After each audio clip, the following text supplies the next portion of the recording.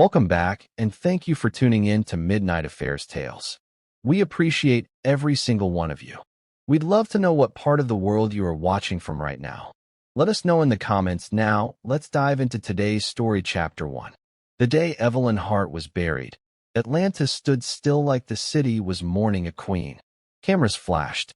Influencers cried. The mayor even called her a visionary lost too soon. But under my black veil, I smiled.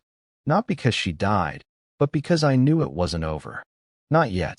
I watched the casket lower into the ground with Clara, her 6-year-old daughter, clinging to my hand.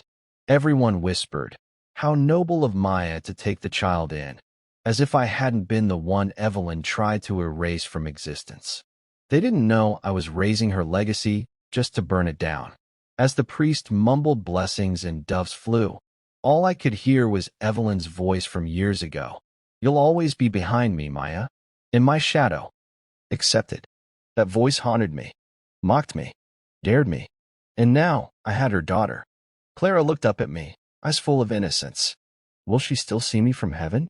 I knelt to her level, brushed a golden curl behind her ear, and whispered, "Oh, sweetheart, she'll see everything." Because I was going to make sure of it. That night, in the silence of Evelyn's mansion, now mine, I opened a wine bottle Evelyn had been saving for Clara's 18th birthday. I poured one glass. Just one. I held it up to the moonlight, stared at Evelyn's wedding photo still hanging over the fireplace, and said, "To legacy." Then I threw the glass against the marble wall. It shattered like our childhood, like my engagement, like every piece of my life she stole. And so, my plan began. Not just to dismantle her memory, but to raise her daughter into the storm that would destroy her name. Before we move ahead, I just want to say, your support truly means everything. We're building something special here, and our next big goal is reaching 10,000 incredible subscribers. If you're feeling the emotions in these stories, imagine what's still to come. Subscribe now, be part of this amazing journey, and let's keep growing together. Your one click can make a real difference. Let's continue the story. The lawyer had barely cleared his throat before the room tensed. Evelyn's will was going to be complicated, of course it was. She didn't just plan wealth. She orchestrated image. Even in death, I sat alone, legs crossed, emotionless. Evelyn's assistant, Olivia Pierce, kept throwing side glances at me, like she expected I'd fight for nothing, like I was irrelevant. The air reeked of entitlement. Then he said it. Clara Hart is to be placed in the sole custody of Maya Hart, her maternal aunt. Olivia gasped. What? That can't be right. Evelyn wouldn't. Oh, but she did, I said coldly, snatching the document from the lawyer's hands. Evelyn's handwriting was unmistakable, neat, precise, ruthless. The irony didn't escape me. The woman who destroyed every relationship I had now wanted me to raise her child. Was it guilt, paranoia, or some twisted test? Whatever it was, I passed, because I accepted. That night, Clara fell asleep curled up next to my side. I stared at her tiny hand gripping mine and felt nothing at first. No maternal warmth, no connection, just duty. But in her eyes I saw Evelyn's, clever, sharp, haunting. I whispered, "You don't know it yet, but you'll become the key to everything she buried." Over the next few days, I moved into Evelyn's estate. Every inch of that house was a mausoleum of deception. Her scent still lingered in the silk robes. Her voice messages blinked on red. I listened to one. "Olivia, if anything ever happens to me, Maya gets Clara. She needs to know." Needs to know what? That night, I began cataloging everything. Files, letters, documents. Clara's bedtime became an hour of carefully designed stories, ones Evelyn never wanted her to hear. 6 months passed. By then, Clara was used to my ways. Tea before bed. Stories that didn't end in happily ever after. Her friends thought I was strange. She told them, "Aunt Maya doesn't like fake things." She wasn't wrong. I'd stopped shielding her from shadows. I let her sit through documentaries on women who clawed their way through betrayal. I showed her photos of our mother as a teenager, the real Evelyn. Not the curated CEO, but the girl who locked me in closets when I cried. Who flirted with my fiancé /U00E9 behind my back? Who told my father I forged college applications just so he'd cut off my tuition? Clara asked me once, "Was Mom mean to you?" I smiled, gently. She was powerful, but one night changed everything. She came home from school holding a yearbook. "Look, Aunt Maya. That's you. And Mom. And him." Her finger pointed to Adam. My stomach twisted. Evelyn. Me. Adam, my ex-fiancé /U00E9, all in one frame. Clara tilted her head. Why does he look so mad? I took the book and closed it. Sometimes people smile with their mouths, but not their hearts. Clara looked confused. Is he my daddy? I paused. The word daddy stabbed harder than I expected. Yes, I finally said. And one day, you'll learn what that really means. That night, I pulled out the old box from under the bed. Letters, photos, a copy of the police report from Evelyn's crash, a forensic file I never opened. I whispered to myself, if you wanted me to raise her, then I'll raise her to finish what you couldn't hide. And in the dark, I felt something shift in Clara. She wasn't a child anymore. She was becoming a storm. The next morning, sunlight spilled into Evelyn's marble kitchen like it belonged there. Golden, smug, unwanted. I watched Clara pour cereal into a crystal bowl that probably cost more than my first car. She giggled at something on her tablet, completely unaware that the shadows she was walking through weren't just history, they were bloodlines. You know he emailed me, I said without looking up from my coffee. Clara blinked. Who? Your father. Adam. She froze mid-bite, the spoon hovering. Did he say anything about me? She asked cautiously. I nodded slowly. He asked if I'd bring you to meet him. Her eyes lit up, hesitant, cautious, hopeful. Would you? I took a breath. The name still tasted bitter in my mouth. Maybe. The truth was, I already had the email printed and filed. I dissected every word of it last night, alone in my study, the walls lined with Evelyn's forgotten accolades. He wrote like a man begging for redemption. But I wasn't interested in redemption.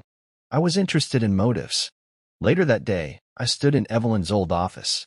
Floor-to-ceiling windows reflected my own face back at me, older, sharper. Not the girl he left behind. The leather chair still smelled like her perfume. In the bottom drawer, locked behind a false panel, I found something that made my skin go cold. A flash drive labeled in Evelyn's handwriting. For Clara, age 16. It was encrypted, password protected. I slipped it into my blazer pocket. Behind me, Clara stood silently in the doorway.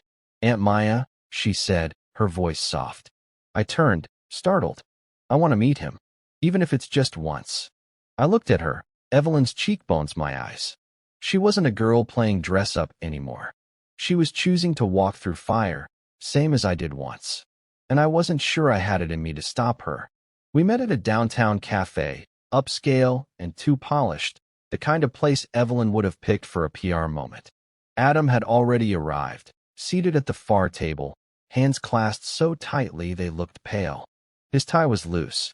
His eyes, still the same deep brown, flicked nervously toward the door every few seconds.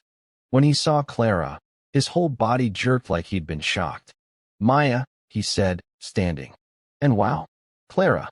She didn't smile, didn't run into his arms, just nodded, her expression unreadable. We sat. The waiter came, but none of us ordered. The only thing being served here was truth. I know you must have questions, Adam began, directing his voice to Clara. And I know I don't deserve answers. Clara's tone was calm. Too calm. Why did you leave? He swallowed. Because your mother made sure I did. I stiffened. Clara noticed. She looked between us, piecing together the puzzle. I thought I loved Evelyn, Adam admitted. But she had a way of spinning things, of twisting the truth until you didn't know what you were standing on. You left Aunt Maya, Clara said quietly. For her. He nodded, shame thick in his expression. I didn't know I had a daughter until after she was born. Evelyn kept that from me. I saw Clara flinch. She said you were unstable, Adam continued, turning to me. That you'd sabotaged her. That you were dangerous. I laughed once short, bitter. And you believed her. I was young, stupid, and she was convincing. Clara's voice cut in like a blade. Are you here to be my father now? Adam hesitated. Only if you want me to be. The silence that followed was suffocating. Then Clara said something I didn't expect. I'll decide after I know the whole truth. About you. About her. About everything. Adam looked at me, but I was already reaching for my coat. You opened the door, Adam, I said. Now you'd better be ready for what walks through it. It was well past midnight when I found Clara in the study. The fireplace was down to glowing embers, casting flickering shadows on the floor. She was curled up in the old armchair, holding something I hadn't seen in years. My journal. My blood ran cold. Clara, I said, stepping forward, my voice taut. Where did you find that? In the locked drawer, she said, not looking up. The key was taped under the desk. Of course it was. Evelyn's paranoia was contagious. I told you never to go through my things. You also told me Mom ruined your life, she shot back. But you didn't say how. She held the journal open, dog-eared, worn, and began reading aloud. May 17th. She cornered me in the gallery. Said if I didn't back out of the exhibition, she'd leak a fake story about me sleeping with the director. I closed my eyes. That day had wrecked my career. She really did that to you? Clara asked, her voice small. She did worse, I said, taking the journal gently from her hands. She smiled while doing it. Why didn't you ever tell me all of this? Because she was your mother. Clara stood now, firelight dancing across her face. And what am I becoming, Maya? Her daughter? Or your weapon? I didn't answer. I want the truth. Not bedtime metaphors. Not cryptic warnings. The truth. I looked at her. Not a child anymore, but not yet an adult. Caught between two legacies, two betrayals. I'll tell you everything, I said finally. But once I start, there's no going back. I'm already gone, she whispered. She turned and left the room, leaving me with the journal clutched in my hands and one terrifying realization echoing in my head. She was no longer mine to shape. She was about to shape me. 2 weeks later, I found Clara in Evelyn's old walk-in closet, surrounded by rows of untouched couture, untouched memories. She held a crimson lipstick in her hand, slowly twisting it up like she was testing the weight of a weapon. Was this hers? She asked. I nodded, leaning on the doorframe. She only wore red when she wanted to win. Clara looked at herself in the mirror. Good. I'm tired of losing. Something was shifting in her. The soft edges of childhood were being filed down. She spoke less, observed more. And when she did speak, her words were scalpel sharp. That evening, I found a corkboard in her room, covered in notes. Timelines. Names. Questions. Photos she'd printed off my hard drive. Evelyn and Olivia at corporate events. Whispers from Evelyn's journals. Handwritten pieces from the will. She looked up and shrugged. I don't like being lied to. I walked in, slowly scanning the wall. It wasn't a mess. It was a plan. You've been busy, I said. I want to know why she died, Clara said, eyes fixed on the board. Not just the fake funeral version. The real reason.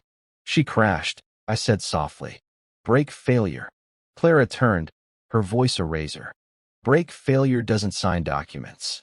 It doesn't make late-night phone calls or change wills 2 days before death. My breath caught. You read the will logs? She nodded. And something's missing. Something that was there. And someone made sure it disappeared. For a second, I didn't recognize her. This wasn't a girl haunted by grief. It was someone building something. Brick by cold, calculated brick. She wasn't waiting for answers anymore. She was hunting them. Clara found it first. A gap in Evelyn's email log. Between 2:04 a.m. and 4:37 a.m. on the night she died. She shouldn't have been awake, let alone working. But there it was, a time-stamped edit to her final will, and a signed PDF that vanished days later. She updated the trustees, Clara said, pulling the log on screen. Removed Olivia as executor. I stared, my throat dry. That would have destroyed Olivia's grip on the foundation. Clara nodded. And guess who logged in from the IP address right after the change? Olivia. I sat down slowly. That's federal fraud. She knew Evelyn was going to expose her, Clara said, quiet. She just made sure it never happened.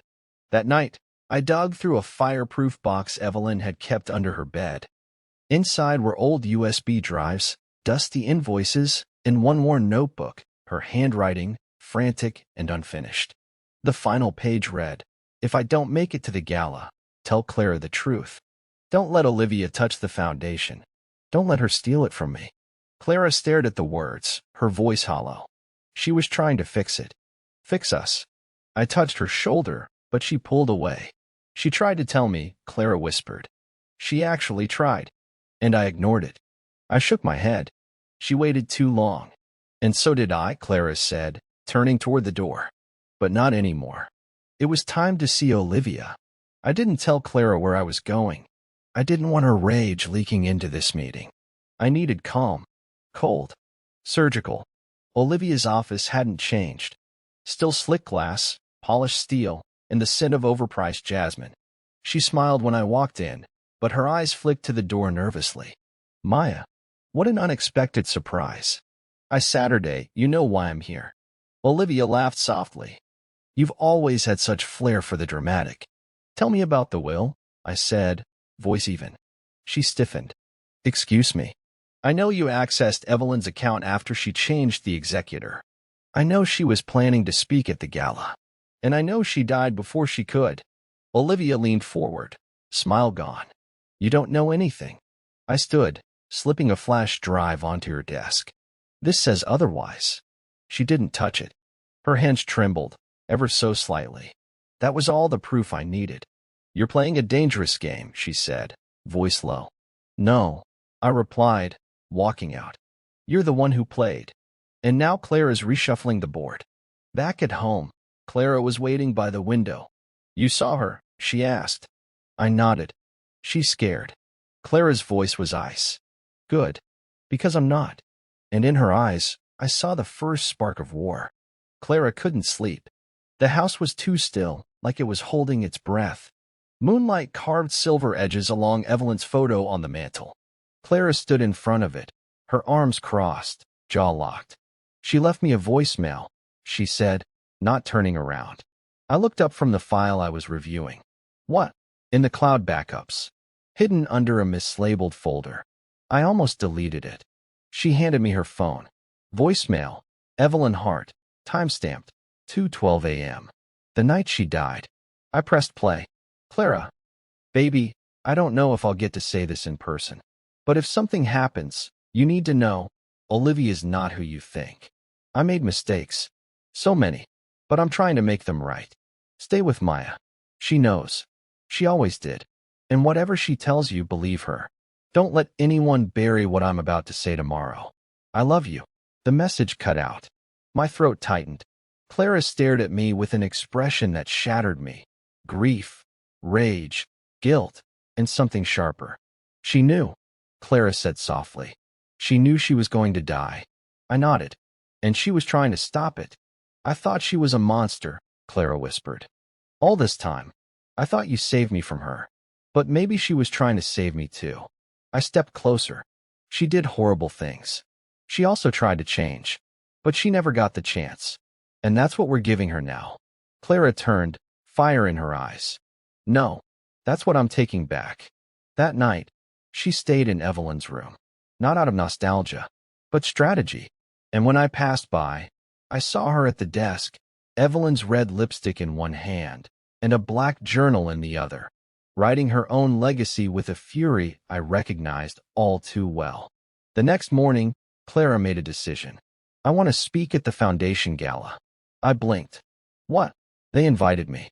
I got the email last week. Olivia wanted me to smile and wave for PR.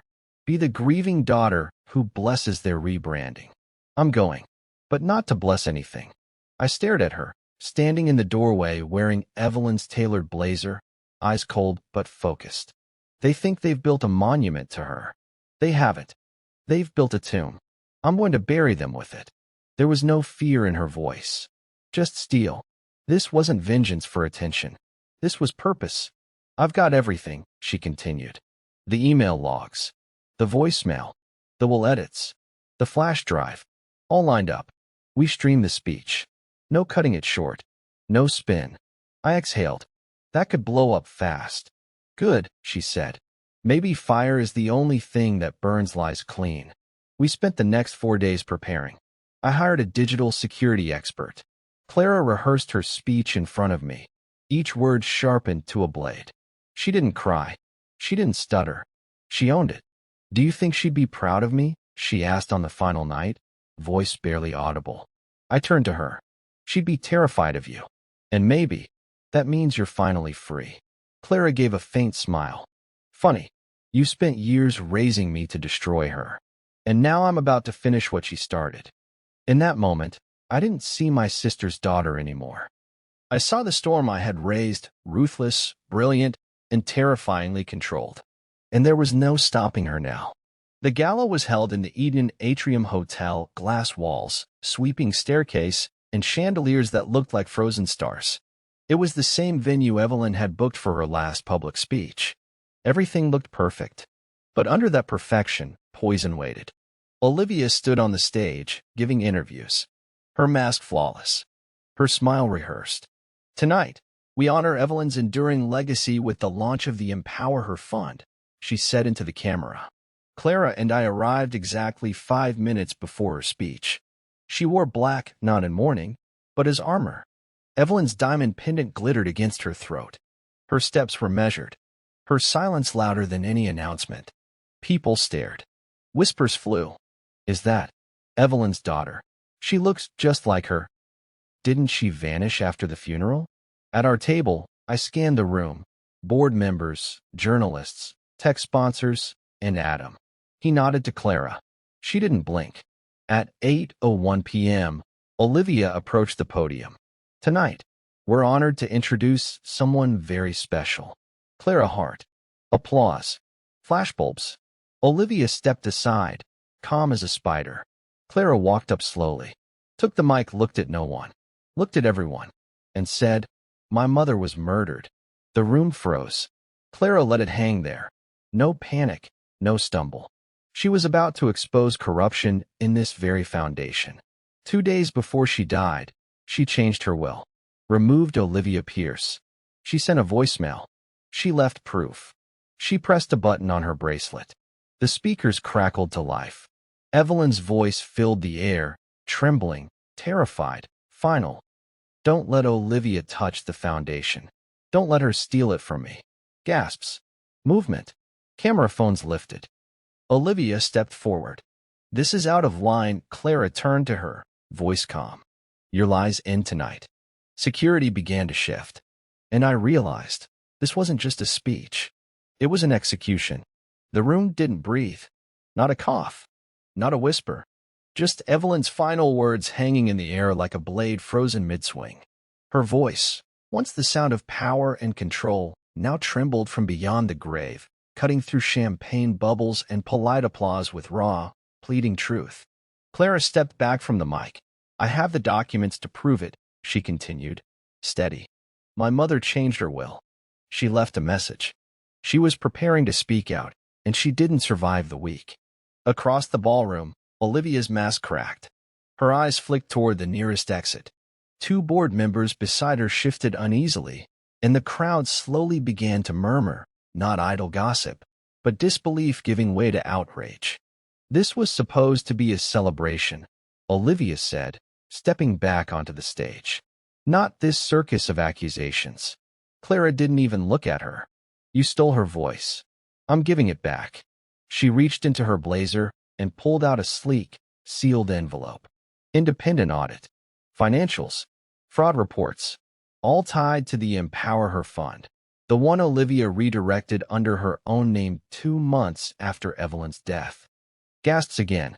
Louder this time.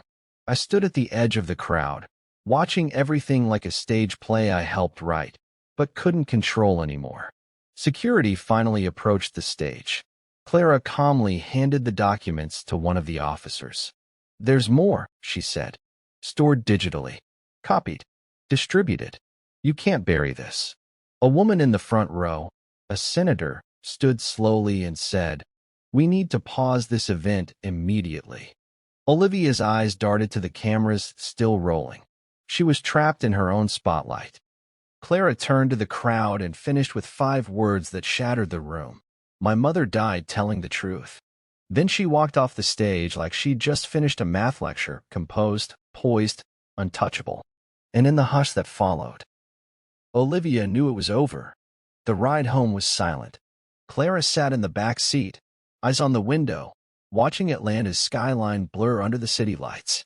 Her reflection flickered in the glass, but it wasn't her reflection she was seeing. She died scared, she said quietly. I didn't answer. She wasn't really talking to me. I used to think she died as punishment. Karma. For everything she did to you. To Dad. To everyone. But she was trying to make it right, wasn't she? She tried, I said. But the truth didn't come soon enough. Clara nodded, then leaned her forehead against the window. Why do people wait until they're dying to do the right thing? Because doing it when you're alive costs more. When we got home, she didn't go to her room. She went straight into Evelyn's study, the one we never fully cleared. I found her there an hour later, sitting behind Evelyn's desk. The chair was too big for her, still a teenager, still growing. But somehow, she looked like she belonged there more than Evelyn ever did.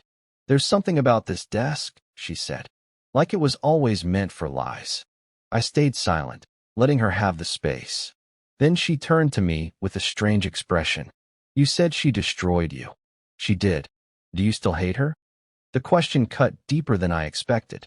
No, I said after a moment. Not anymore.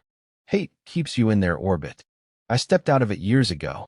I raised you to destroy her name, and you did. But you also saved the part of her that tried to do good.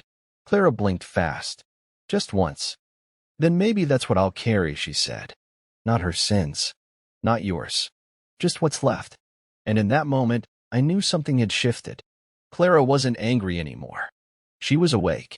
2 days after the gala, the arrest warrant was issued. Olivia Pierce, former Foundation COO, Evelyn's right hand, and unofficial executioner, was taken into custody at her luxury condo in Buckhead. Clara and I watched it unfold on the news, the footage shaky but clear. Olivia wasn't screaming. She wasn't fighting. She just looked hollow, like a mask finally peeled back to reveal the empty person beneath. Clara turned to me. Do you think she knew she'd lose eventually? No, I said. People like Olivia think they're untouchable until the very end. But Olivia had one last move to make. That evening, we got the letter. Delivered by courier. Sealed in black. No return address, but we didn't need one. Clara opened it carefully. Inside was a simple message, typed in thin serif font. You were never the weapon, Clara. Your aunt was. All I did was light the match. Below that line was a single photo. Me. From years ago, screaming in Evelyn's driveway, blood on my palms, mascara streaming, security dragging me away. The day Adam left me. The day Evelyn called the cops and told them I was unhinged. The day she erased me from our family. Clara looked up at me slowly. She knew this would come back. I took the letter and tore it in half. Let her rot in her silence. But Clara wasn't done. There's something else, she said, turning over the envelope. Inside the seam was a micro SD card, labeled in marker. Not the whole story. I stared at it. She held it up like a key to a locked room neither of us had opened. You said we buried her, Clara whispered. But what if she left something buried for us to find? And just like that, the past reached up from the grave, one last time. The SD card clicked into place. Clara and I sat at Evelyn's desk, silence thick between us. My hands hovered over the keyboard, but it was Clara who pressed play. A single video file loaded, private_log_4.2.mp4. It wasn't surveillance. It was a recording Evelyn sitting at this same desk, her expression raw. No makeup. No mask. The date stamp. 48 hours before her death. Clara, her voice trembled. If you're watching this, then I failed. And if Maya's with you, then maybe she's the only person left who can help you understand. My throat clenched. Evelyn looked older. Tired. Haunted. I did things I can't undo, she continued. To Maya. To your father. To you. But Olivia, she wasn't my enemy in the beginning. She was my reflection. I gave her power. I taught her how to manipulate. I thought I was creating an ally, but I created something darker. Clara leaned forward, her nails digging into the wood. I didn't just hurt people, Evelyn whispered. I made sure they couldn't recover. I told lies that ruined careers, broke hearts. And I enjoyed it. I was the villain, until I saw what Olivia was willing to do without conscience. She held up a document to the camera. Olivia forged Maya's hospital records. The breakdown? The diagnosis? It wasn't real. I stopped breathing. She wanted Maya erased. So did I? But not like this. Not forever.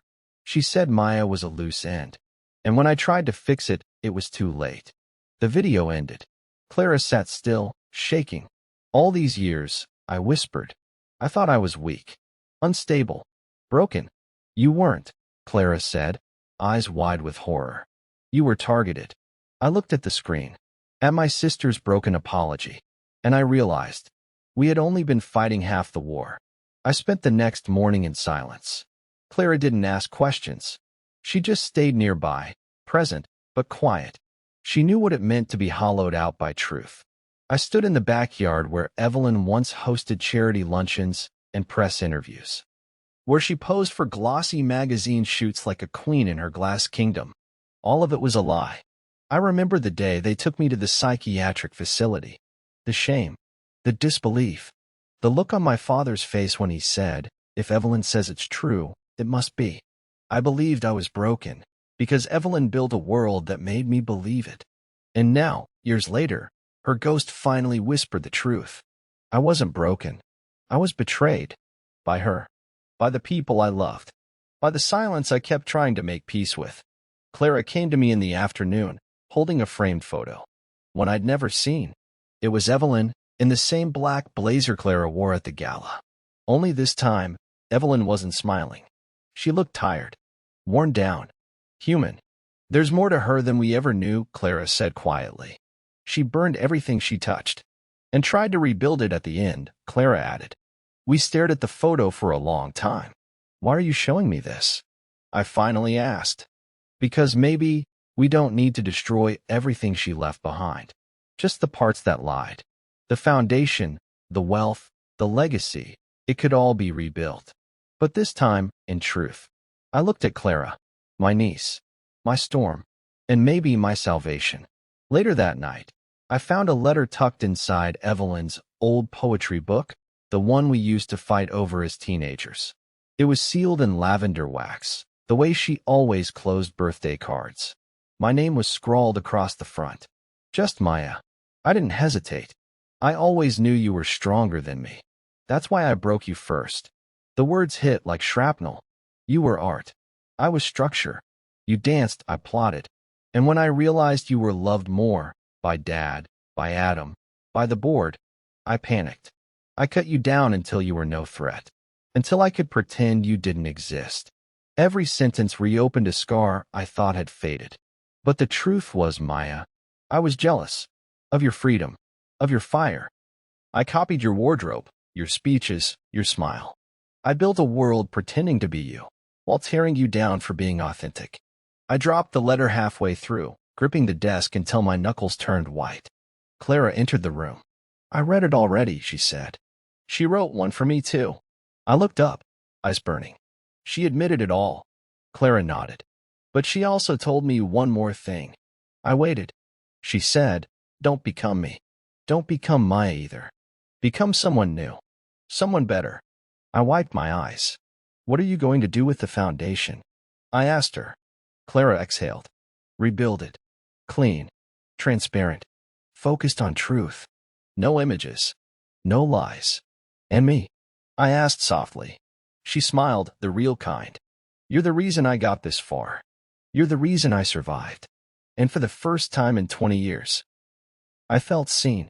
Not as Evelyn's sister. Not as the madwoman in the news. But as the woman who rose from ashes and helped raise someone who could rewrite the ending. 2 days after the video went viral, we stopped being people. We became headlines. Foundation heiress exposes mother's murder in live broadcast. Olivia Pierce indicted for financial fraud, potential manslaughter. The Hart family legacy, built on lies? The media tore through Evelyn's empire like wolves. Reporters camped outside our gates. News vans lined the street. My phone buzzed every hour. Legal inquiries, old colleagues, even documentarians. But Clara? She moved like stone through the noise. Measured, focused, cold, but not cruel. She was building something new. I want transparency, she said in the first internal meeting with the new board. Full audits, open donations, public updates, no private slush funds, no political games. One of the older board members raised his brow. That's not how legacy foundations operate. Clara didn't blink. Then we changed the industry. He looked at me, unsure. I smiled. She's not asking. By the end of the week, 3 more resignations came in. Good. The old guard needed to fall. At night, Clara would sit in Evelyn's office, stripped now of awards and portraits, and write. What are you working on? I asked once. She held up a folder. A rebrand. Not just the foundation's name, but our name. I tilted my head. You mean Hart? I mean everything. She pulled out a legal name change application. Clara wasn't just cutting ties. She was building her own bloodline, brick by brick. That night, as rain lashed the windows, I realized something unsettling. Clara had finally stepped out of Evelyn's shadow, but I wasn't sure if she still needed mine. The next morning, Adam showed up. No warning, no lawyer, just him, standing in the rain, soaked, holding a folder and a look of absolute defeat. I know I should have called, he said, but I need to see her. Just once. No pressure, no claim, just truth. Clara watched him through the hallway window. I waited for her to say no. Instead, she said, let him in. He entered quietly, removed his coat, sat down like he was about to confess to something the world had already seen. I watched the gala footage, he began. I cried. I laughed. I nearly drank myself stupid. But mostly, I saw someone I didn't deserve. Clara sat across from him, arms folded. Then why are you here? Because, he said, his voice shaking, I wanted to tell you what Evelyn didn't. He reached into the folder and pulled out a series of photos, him holding a baby. Not Clara. Another girl. And a letter. I had another child, he said. After Evelyn and I broke contact. I stayed away from you, because she told me if I came near, she'd destroy both families. Clara's hands tightened. I thought staying away was protection. I see now it was cowardice. In the letter, she asked. It's from your half-sister, he said. She found out about you. She wants to meet. She said, you look like her. The room froze. Clara didn't speak. She just stood, took the folder, and walked upstairs without another word. Adam sat back. She's incredible, he whispered. She's earned it, I replied. Every part of her fire was forged in things you ran from. He nodded, tears brimming. As he left, I realized we were all finally being seen for who we were. Not villains, not victims, just people trying to survive their own wreckage. At 2:14 a.m., I found Clara on the back patio. She sat by the fire pit, the name change application clutched in one hand, Evelyn's pendant in the other. The flames cracked softly, casting gold shadows across her face. I don't know who I am without her, she said. You're not without her, I answered. You're beyond her. Clara laughed quietly, bitter and aching. I thought once I exposed everything, once Olivia was gone, once Dad came clean, it would feel like freedom. And it doesn't. It feels like being hollow with a spotlight on it. I sat beside her. She placed the pendant in the fire. It curled in the heat, blackening at the edges, metal screaming softly as it bent. You don't have to erase her to become you, I said gently. Clara shook her head. No, but I need to let her go. For real. Not just her lies. Her. The version of her that lived in my head. The one I kept trying to make proud. The metal snapped in the heat, a clean, echoing crack. Clara exhaled and pulled out the new name form. She crossed out Clara Evelyn Hart and wrote, Clara Mira Rowan. A name with no legacy, no wealth, no empire behind it. Just her. You picked Rowan? I asked softly. She nodded. It means little red one. like fire. We sat in silence, the smoke lifting into the stars above. Tomorrow would be court hearings, press interviews, strategy sessions. But tonight? Tonight, she became someone new. Someone not born from Evelyn's destruction, but from her own survival. And that, finally, felt like freedom. The morning after Clara changed her name, we expected silence. But the world had other plans. A new headline exploded online. Clara Rowan files to dissolve Heart Foundation. Rebrands as survivor-led network for justice reform. Donors were divided. Half supported her bold move. The other half called it betrayal. But Clara? She didn't flinch. She stood in front of the press, in a simple white blouse and no makeup, and said, "I am not Evelyn Hart's daughter. I am Clara Rowan, and this is my decision, not my inheritance." Every word was clean, final, liberating. And yet, even as the cameras clicked and the microphones leaned in, the past wouldn't stay buried. A letter arrived that afternoon. No envelope, no stamp, just slipped through the estate gate and left under the rose bushes. I opened it first, recognized the handwriting instantly. "Olivia." The message was short. "You exposed me. You won. But you still don't know who really cut the brakes." My breath stopped. There had always been doubt. Whispers of others. Olivia might have covered it up. But did she order it? Clara stood in the doorway as I read it. She didn't speak, just extended her hand, eyes locked on mine. I gave her the letter. She read it once, twice. Then she looked at me and said, "We never reached the bottom, did we?" "No," I admitted. "We only stopped when we got tired of digging." Clara didn't sit down, didn't cry. She turned, walked back to her room, and started packing. She didn't need to say it. We were going back to the beginning. The Hart Estate's old summer house hadn't been touched in years. Tucked away in the Carolina pines, it was where Evelyn spent her weekends during the height of her influence, secluded, controlled, far from watchful eyes. It was also where she died. The driveway was still stained faintly where the car skidded into the trees. A soft curve in the gravel that led nowhere now. Clara stood at the edge of it, arms folded, scanning the scene like a detective walking into a cold case. "It doesn't make sense," she murmured. "If Olivia planned it, why leave the site untouched? Why not finish the job, clean it all?" We stepped inside. Dust clung to the walls. Dead air greeted us. Evelyn's old wine glass still rested on the piano. But Clara wasn't looking for memories. She was looking for something real. "Maya," she called out from the garage. "Come here." I hurried over. She pointed at a panel in the floor beneath the back of the garage. A false grate, partially loose.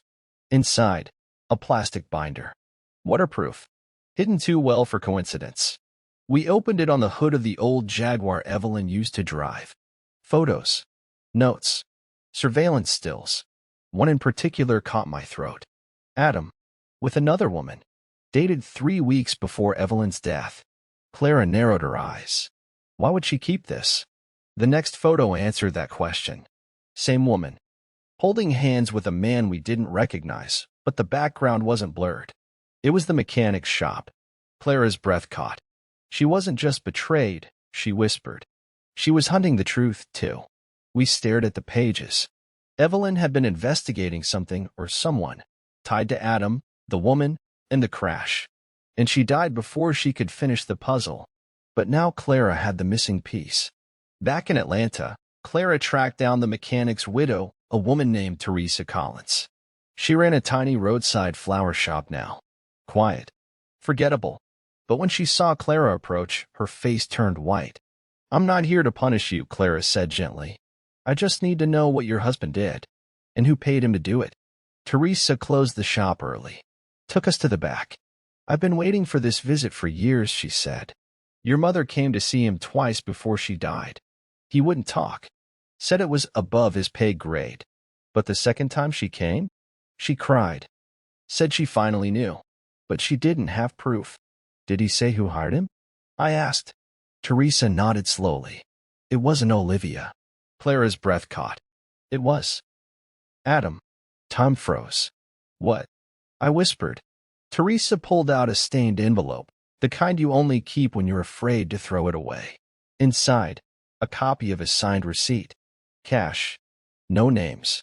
But the signature matched one from Adam's old records.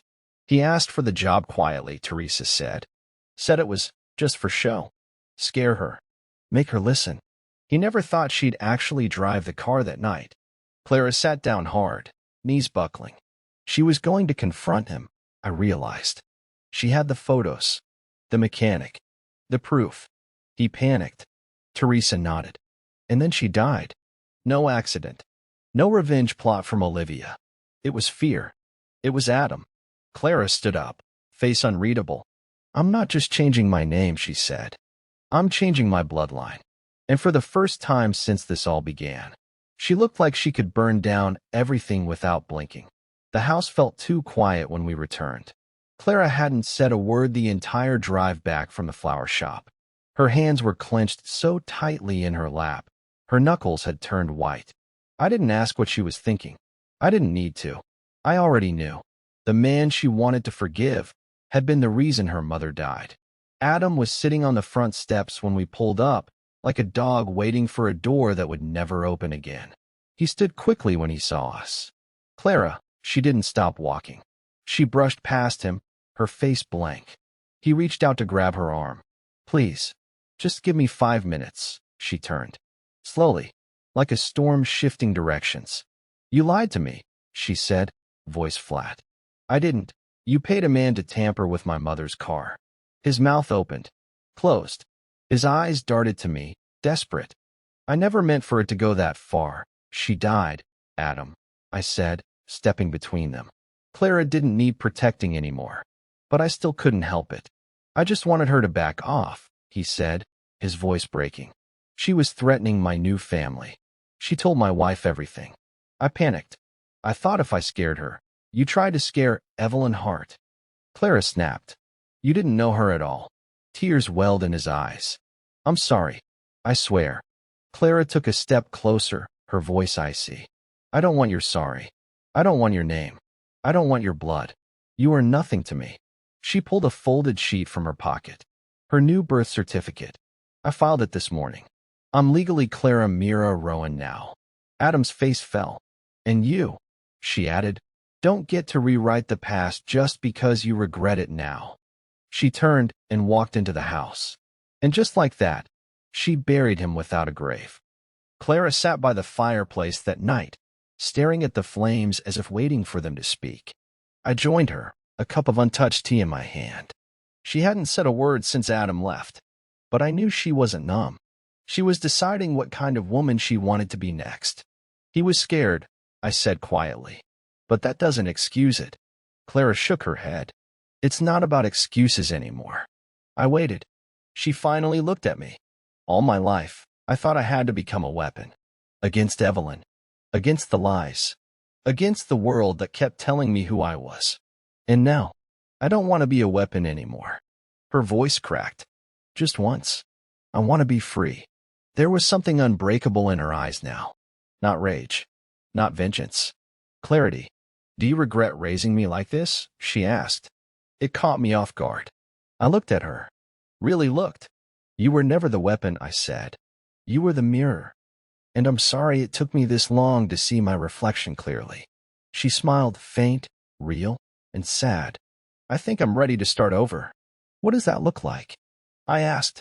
Clara pulled out a folder. A new name. A new foundation. But not to honor anyone. Not Evelyn. Not you. Not even myself. Just a place for girls like me, the ones who survived legacy lies and came out scorched. I nodded. Sounds like the right kind of fire. She leaned into me, head on my shoulder for the first time in years. And in that quiet moment, surrounded by the wreckage of 3 generations of pain, we both breathed. Not victory, not peace, but possibility. The following morning, a package arrived. No return address. No courier name. Just a clean, black box with gold trim. Inside, a flash drive and a single envelope. Clara opened the letter slowly. It was Evelyn's handwriting. For the day she finally chooses her own name. I never knew what strength was until I saw her walk away from both of us. That's the daughter I always wanted to be, and could never become. Clara read the note in silence. Then she clicked play on the flash drive. It was Evelyn. Again. Same desk. Different tone. This time, her voice was calm. Almost proud. If you're watching this, it means you did what I couldn't. You let go of the performance. Of the legacy. Of me. I don't deserve your forgiveness, Clara. But I hope you find something I never did, peace without power. Love without fear. And the courage to live your truth, no matter what my name ever meant to this world. She paused. Then added, Maya, if you're there, thank you. For saving her from both of us. The video ended. Clara closed the laptop and slid the flash drive into her desk drawer, not to destroy it, not to forget, but to remember. Because sometimes the only way forward is to understand where the fire started. 3 months later, the courtroom felt more like a theater than a hall of justice. Reporters lined the back rows. Sketch artists' pencils scratched furiously. The gallery was packed with donors, ex-board members, former interns, all waiting to see the woman who built the empire fall beneath it. Olivia Pierce. She sat at the defense table, jaw tight, wearing gray like it could make her disappear. She wouldn't look at Clara. Wouldn't look at me. But Clara? She didn't look away once. The prosecution laid everything out with surgical precision. Fraud. Forgery. Tampering with legal documents. Embezzlement. Conspiracy to cover up Evelyn's final will. She hadn't killed Evelyn, not directly, but she buried the truth fast enough to make sure the world never knew who really had. Until Clara cracked it open. When Clara was called to the stand, the room shifted. People leaned forward. She wore no makeup. Her voice never wavered. I was raised in a lie, she said, calm, groomed to inherit something I didn't understand. But the moment I realized what that legacy really was, I burned it. The defense tried to trip her. Accused her of media theatrics. But Clara stayed composed. This isn't revenge, she said. It's reclamation. By the end of the third day, Olivia's face had lost all its steel. When the judge finally spoke, her voice was firm. You weaponized power with intention. You robbed a family, a foundation, and the public of their trust. You were hereby sentenced to 10 years in state prison. Clara didn't cheer. She didn't even smile. She just whispered, it's done. But in truth, it wasn't. Not yet. Later that night, Clara sat on the back porch, wrapped in a blanket, holding Evelyn's last letter again. The trial was over. The cameras were gone. But something was still gnawing at her. She knew she wasn't the victim, Clara said. But she didn't want to be the villain anymore either. I nodded. And she wasn't. Not in the end. She used me like a pawn. She also left you the key to burn the board down. Clara looked up at the sky. Do you think she knew how this would all end? I think she hoped you'd be braver than her. There was silence. Then Clara said something I didn't expect. I want to visit her grave. I paused. Why? Because I've spent my whole life talking about her. Fighting her. Running from her. I need to finally talk to her. The next morning, we drove to the private cemetery Evelyn was buried in. It was quiet. No flowers. No visitors. Just a name carved into marble. Evelyn Hart, 1978 to 2020. Clara stood there for a long time. Then knelt. You were brilliant, she said quietly. And selfish. And scared. But you tried at the end. And I see that now. She placed a single folded note on the grave. Goodbye, Mother, she whispered. No tears. Just truth. And peace. 6 months passed. The foundation had been rebuilt from the ashes, but not as a monument to Evelyn Hart. It was renamed simply the Rowan Initiative. The headquarters had no portraits. No legacy banners. Just a white wall with a single quote printed across it. Truth doesn't need permission. It needs courage. Clara walked through the halls like she belonged, because she did. She wasn't just running it. She was rebuilding it for people like her, girls raised in storms, women silenced by legacy. Donors returned, new ones. Honest ones. Survivors, advocates, reformers. Not image managers. Not puppet masters. One morning, Clara invited me into her office. The nameplate on her desk read, Clara Rowan, founder and director. I smiled. That never gets old. She handed me a folder. I want to offer you something. I opened it. It was a proposal, a grant program for women rebuilding their lives after institutional betrayal, medical gaslighting, legal isolation. She named it the Maya Heart Project. My throat caught. I don't deserve this, I said. You survived her lies, Clara replied. And then you helped me survive mine. I looked at her, no longer a storm, no longer a weapon, but a woman who had built a new world from the ruins of the old. And suddenly, I felt like I'd survived too. Clara had avoided cameras since the trial. She didn't want to become a symbol, not a survivor of legacy abuse, not the daughter who destroyed her mother's empire. But the public wouldn't stop asking. Eventually, she said yes. One interview, 1 hour, one truth on her terms. We watched from the control room, lights dimmed, screens glowing. Across from her sat renowned journalist Melina Shaw, known for asking beautiful, brutal questions. Clara, Melina began, you've changed everything. The foundation, your name, even how the media talks about legacy trauma. But do you ever miss the version of your mother the world still mourns? Clara didn't blink. I miss the mother I thought she was. The bedtime voice. The perfume on my school uniform. The woman who said I was her legacy. She paused. But I don't miss the lies she made me live inside. Melina nodded slowly. Do you forgive her? Clara's voice was steady. I don't forgive what she did, but I understand why she did it. And I'm not building my life on rage anymore. The room was silent. The kind of silence that says, this moment will go viral. Melina's final question landed like a stone. And what would you say to her now, if she were sitting here instead of me? Clara exhaled. I'd say, I did it. I broke the pattern. I didn't let your fire consume me. I used it to light something better. The camera stopped rolling. I met her in the hallway afterward. You did good, I said. Clara looked tired, but lighter, like someone who had exhaled after years underwater. I didn't lie, she whispered. Not once. You didn't have to, I told her. The truth finally speaks loud enough. 3 days later, our office mailroom overflowed.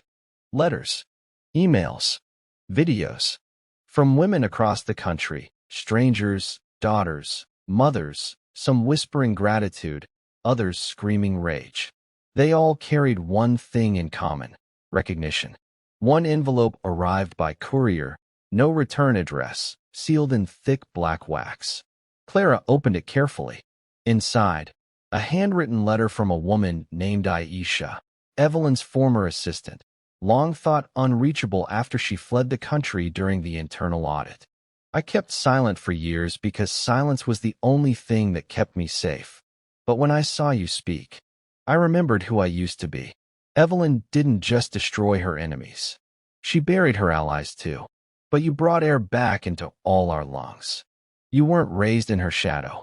You were raised in her fire. And you didn't burn. You rose. Clara read it twice, then folded it and placed it in the drawer marked legacy. I asked, do you want to respond? She looked up, something unreadable in her eyes. I want to meet her. It wasn't about closure. It wasn't about validation. It was about understanding how many lives had been shaped and shattered by Evelyn Hart's empire, and how many were finally starting to breathe again.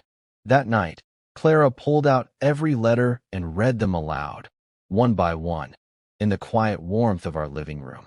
Some made her laugh, some made her cry, but every voice echoed with the same undeniable truth. She hadn't just changed the story. She'd changed the ending for all of them. A week later, Clara received a call from her attorney. There's something you need to see, he said. We met him in his downtown office. He slid a small metal case across the desk. Inside, a key and a code. 2 months before her death, Evelyn opened a second private vault. We didn't know about it until the estate review cleared. She used an alias. The vault was located in a private archive near Charleston. We made the trip the next morning. The security guard scanned the code, then disappeared into the back. When he returned, he handed Clara a single black case. No lock, no label. Inside, photos, journal entries, audio tapes, and one flash drive. We plugged it in. It held a video.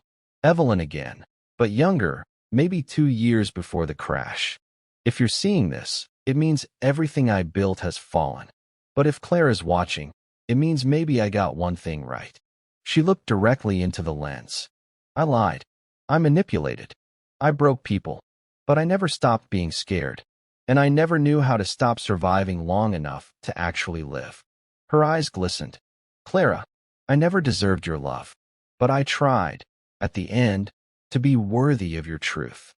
The screen went dark. Clara didn't cry. She just whispered. She knew it was all going to collapse. And somehow, instead of fear, what I saw in her next was peace. 10 months after the gala, Clara stood on a different stage.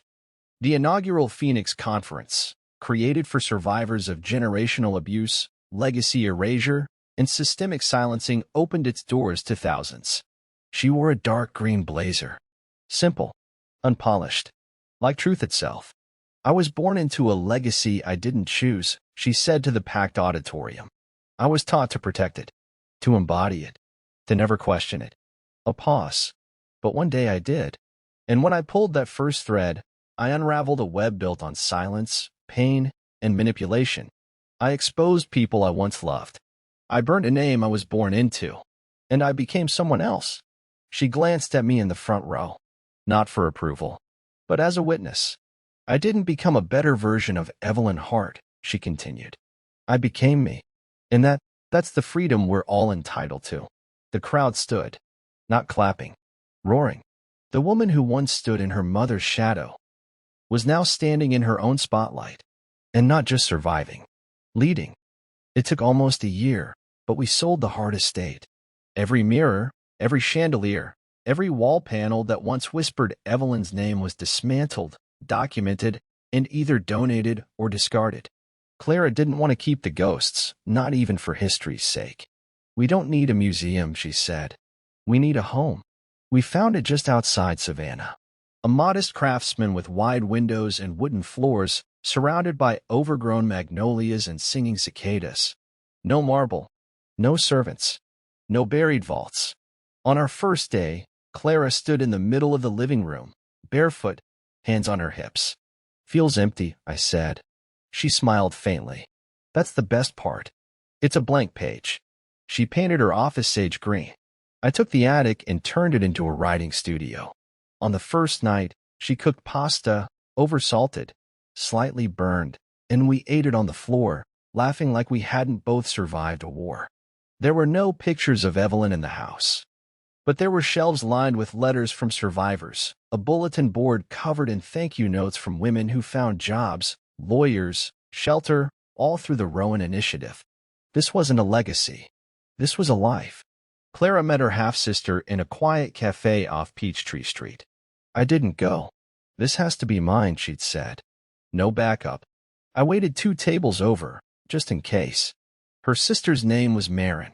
She had Evelyn's dark hair but softer eyes, the kind of eyes that had never been trained to win. They talked for over 2 hours. When Clara returned, she sat across from me and stared at her coffee for a long moment. She's kind, she finally said, and angry, and confused. But she doesn't want anything from me. Not even answers. Do you want something from her? Clara thought for a moment. Maybe just to know that the world didn't end with Evelyn. That there's something else in our blood besides fear. And did you find that? A slow nod. I think I did. She didn't rush to call her sister again. But she didn't walk away either. Sometimes, healing didn't need a headline.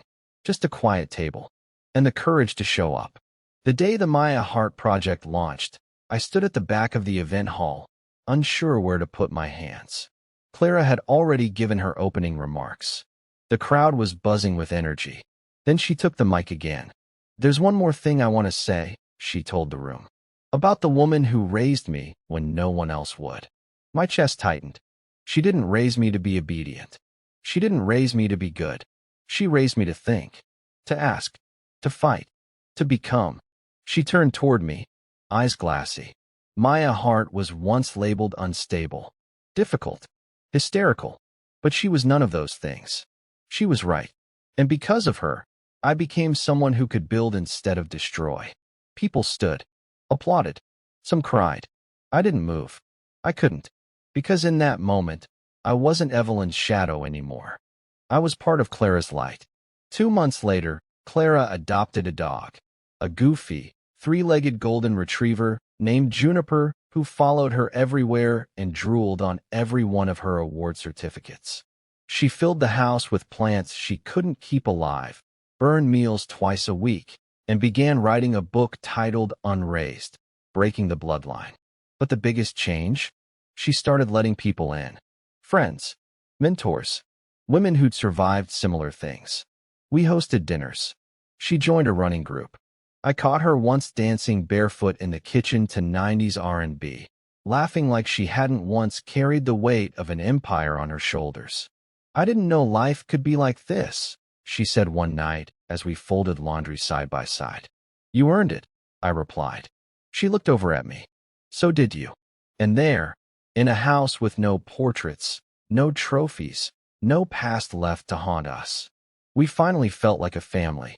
Not inherited, chosen. The invitation came embossed. A global women's summit in Berlin. For 1,000 leaders, activists, and changemakers from across the world. Clara was asked to keynote. She stared at it for a full 10 minutes before saying anything. I said I wasn't doing global tours. "You're not," I said. "You're just telling your story. One last time." She gave a small smile. "That's what scares me. What if I don't have anything left to say?" But when we landed in Berlin, jet-lagged, quiet, both of us carrying only hand luggage, something shifted. The summit stage was larger than she expected. Stark, lit like a spotlight waiting for a confession. She stood behind the curtain while the announcer read her name. Clara Rowan, founder of the Rowan Initiative, survivor advocate, legacy reformer. She stepped out, alone, and the crowd, thousands, rose to their feet. Not for applause, for silence, for listening. "I was once raised to protect a legacy I didn't understand," she said. "I wore a name that didn't belong to me, and I was told that silence was safety." Her voice didn't tremble, but silence almost killed my mother. It almost buried me, and it robbed the world of too many voices like mine. She didn't read from notes. She didn't pace. She just stood still and told the truth. I didn't burn my name down out of anger. I did it to make room for a new one. When she finished, she didn't bow. She just stood there as the entire audience rose. Not clapping, crying. The next morning, I left a letter on Clara's pillow. It wasn't a goodbye. Not exactly. But it was an ending I needed to write, before the world kept spinning. "Clara, I didn't know how to be a mother. I wasn't meant to be one. I was angry, wounded, and I raised you with more fire than softness. But you didn't just survive that. You alchemized it. You were never Evelyn's legacy. You weren't mine either. You were your own. I want you to remember one thing. You didn't grow from ashes. You grew from refusal, from truth. And truth doesn't rot like power does. Wherever you go now, go without ghosts. I'll stay here in peace." Maya, I didn't expect a reply. That wasn't the point. But later that night, I found the envelope still on her pillow, and beside it, a note of her own. "You were never just fire. You were the reason I could see the smoke in the first place. I'm not walking away. I'm walking forward. And I want you there, always." It came in the middle of a Tuesday. Clara was in a board meeting when I answered her phone. An unknown number. New York area code. "Hello." A woman's voice, low and careful. "Is this the Rowan residence?" "Yes. My name is Kara. I'm from the National Legacy Justice Alliance. We're compiling a historical archive documenting cases where public legacy figures caused systemic harm." I waited. "We'd like to formally request Clara's participation. Not for press. Not for profit. Just truth." I gave her the new email address and hung up. When Clara returned, I told her.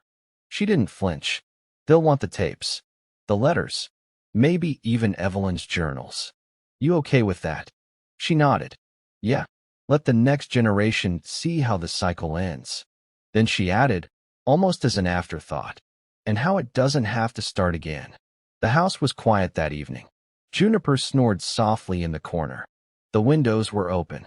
A breeze moved through the curtains like the ghosts had finally decided to leave. Clara sat cross-legged on the floor, flipping through her manuscript. Unraised was almost done. She looked up. It's weird. What is? Ending something. I smiled. Better than being trapped in the middle of it. She nodded, flipping another page. Do you think she'd be proud of this? Who? You know who. I thought for a second. No, I said honestly. She wouldn't recognize it. But I think she'd envy it. Clara laughed, a small, real laugh. Maybe that's enough. She slid the final page into the folder. The book was done. No ribbon. No champagne. Just her. Me. And the sound of something new beginning. Because fire doesn't stay forever. But sometimes, it clears the way for a life that can. The Rowan Initiative's advisory board sat in tense silence as Clara read the email aloud. The Smithsonian wants to acquire Evelyn Hart's private journals, she said. For a new exhibit, Women Who Changed Public Policy Through Philanthropy. The room shifted with discomfort. Some looked away. One woman finally spoke. She's still a complicated figure. Clara didn't blink. She was a manipulator. But she also disrupted systems. She broke things that needed breaking. And if we bury that part, we're lying again. Another board member cleared his throat. You're her daughter. You should decide. Clara nodded, slowly. I am her daughter. I'm also the one she tried to erase.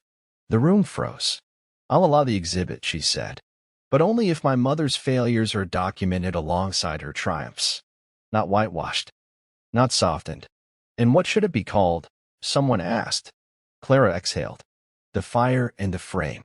A month after the exhibit announcement, Clara received a message from the prison warden. Olivia Pierce had passed away. No fanfare. No final confession. A heart attack during morning rounds. Just like that, the last living piece of Evelyn's circle was gone. The warden offered to forward any personal items. One envelope. No return address. Unsealed. Clara opened it at the kitchen table. Blank paper. Not a word. I watched her read the nothing on the page like it was a secret message. She owed you a lot more, I said. Clara folded the paper. She doesn't owe me anything now. No anger. She looked up. Calm. I didn't outlive her to keep dragging her through my mind. And with that, she fed the paper into the fireplace. For once, the flame meant nothing. Just light. Just warmth. One final interview. A journalist from a major network had requested it. Clara agreed under one condition. No edits. No cuts. The truth, raw and unfiltered. The interviewer leaned in. Do you regret any of it? Clara smiled faintly. I regret who I had to become to survive it. But I don't regret surviving. What about your mother's memory? I'm not responsible for memory, she said. I'm responsible for truth. And the truth is, I was raised by a woman who taught me how to lie, and an aunt who taught me how to unlearn it. The camera cut briefly to me in the front row. She taught me how to survive the fire. But Maya? She taught me how to walk out of it. The final question came gently. Who are you now? Clara didn't hesitate. I'm someone who made peace with being the ending of one story and the beginning of a better one. Clara stood alone on the beach just past twilight. The wind whipped her hair across her face, the ocean stretching out before her in endless motion. I watched from the dunes above, giving her space. In her hand was the last photograph of Evelyn ever taken, the one they'd refused to show the press. Unfiltered. Honest. Hollowed but human. Clara walked to the shoreline, held it over the waves, and let the wind take it. It caught once, danced, and then vanished into the dark water. She didn't cry. She didn't turn around. She stood there as the tide rolled in, silent. Not mourning. Not reliving. Just letting go. When she finally came back up the path, her eyes were clear. You ready? I asked. She nodded. Yeah.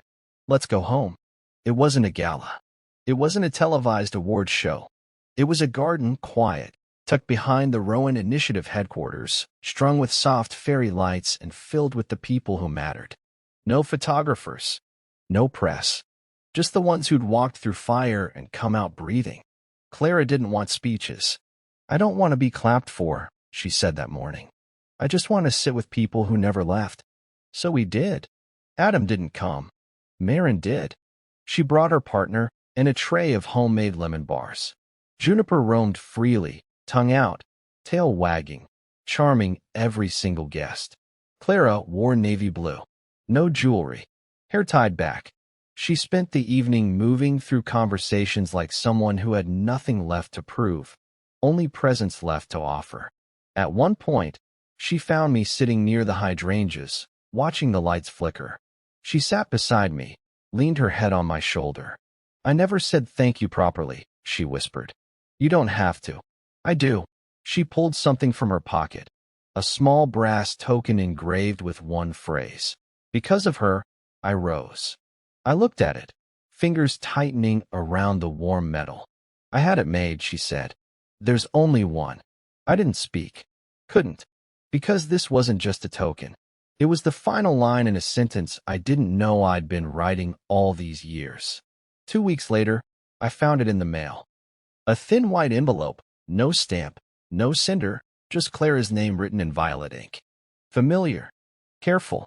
We sat across from each other at the kitchen table when she opened it. Inside, one page. Typed. No greeting. Just a quote. "In burning the old house, we cleared the land for gardens. You were the flame. I was the match." No signature. No explanation. Clara stared at it for a long time, then passed it to me.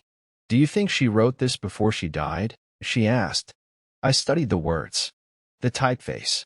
The weight of it. "I think she wrote it when she realized you'd outgrown her." Clara nodded slowly. And then, for the first time in a long time, she reached for a lighter. We stepped onto the porch. Wind brushing the hem of her robe, juniper curling near our feet. She held the page up, lit it, watched the flame rise gently, like it wasn't a goodbye, just a release. As the ashes lifted into the night sky, Clara whispered, "That's it, then." And I whispered back, almost. Because there were only 2 chapters left, and they would be the ones she wrote entirely on her own. It had been sealed for 3 years. The gallery Evelyn once owned, now abandoned, its walls stained with weather, its windows taped with city warnings, pending demolition. She'd named it Clara, back when she still saw her daughter as a brand, not a person. "I want to see it one last time," Clara said. I didn't ask why. I just drove. The lock was rusted but gave with one kick. Inside, dust floated like slow ghosts. Broken canvases lined the wall. Evelyn's name was still stenciled in gold above the entryway. Clara walked in with slow, steady steps, flashlight beam gliding across her own childhood frozen in brushstrokes, exhibitions of her playing violin, reading beside the fire, smiling on command. They weren't paintings, she whispered. They were cover stories. She stood in front of one, a portrait titled Legacy in Bloom. She was 6 in the painting. In real life, that had been the day her mother locked her in the conservatory for embarrassing her during a press meet. She stared at it a long time, then turned to me. "I don't want this place destroyed." I raised a brow. "You want to restore it?" She shook her head. "I want to turn it into a space for truth. No more curated narratives. No whitewashed histories. Just real stories. From girls like me." We stood there in silence. Not haunted. Not triumphant. Just certain. And then Clara picked up a red paint bucket from the corner, dipped her fingers in, and wrote across the glass window. "We weren't built to be portraits." The dedication ceremony for the Rowan Gallery of Survivor Voices was small. Quiet. Marin gave a speech. I read a poem. And Clara? She stood at the podium with no paper in hand. "I used to believe that legacy was something we inherited," she said, voice clear as the morning sky. "Now I know legacy is something we choose to leave behind, not in marble, not in wealth, but in truth." A hush fell. She smiled softly. "People used to ask me if I forgave my mother, if I forgave my father, if I forgave Maya." She looked at me then. "I don't live in those questions anymore. I live in the answers I give myself, every day. I live in the space I made when I let go." And with that, she stepped down. No anthem, no spotlight, just footsteps walking away from a podium, and into the life she finally built on her own terms. We left together. As the door of the gallery clicked shut behind us, I looked at her and asked, quietly, "When they tell your story 50 years from now, what do you hope they leave out?" Clara laughed, thought, then whispered, "Nothing. Let them know it all. That's how we stay real." And now, I want to ask you something. What do you think? If you were Clara, would you have done the same? Would you have burned the legacy to build a new one? Drop your answer in the comments. Also tell us, where are you watching from? We want to hear your stories too. And hey, if this story moved you, if you felt something real, if you saw pieces of yourself in Clara, or Maya, or even Evelyn, then subscribe for more stories that don't just end, they stay with you. Hit like, share your favorite quote in the comments. And remember, sometimes the bravest thing you can do is tell the truth.